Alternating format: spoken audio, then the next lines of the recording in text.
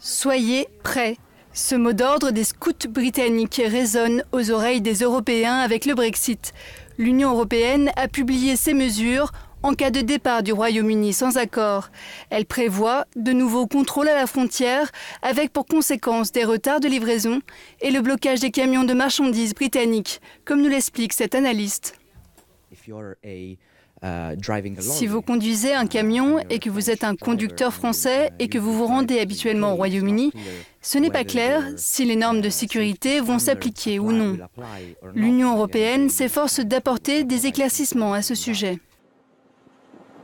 Bruxelles va autoriser les avions britanniques à voler pendant 1 an, considérant que la Grande-Bretagne fera la même chose pour les avions européens.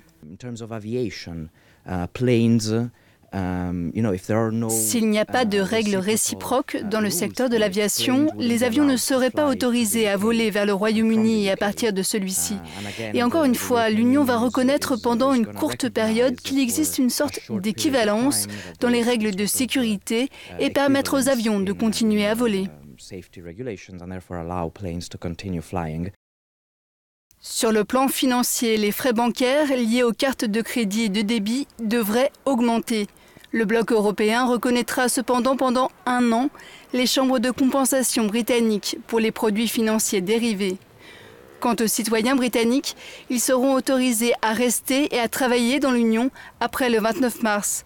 Mais ceux qui veulent voyager à l'étranger avec leur animal domestique verront leur autorisation refusée.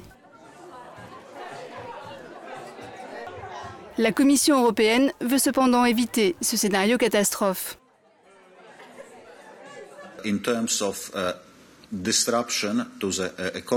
Si l'on parle de bouleversement pour l'économie, de bouleversement pour les citoyens, je pense que notre ordre de préférence est clair.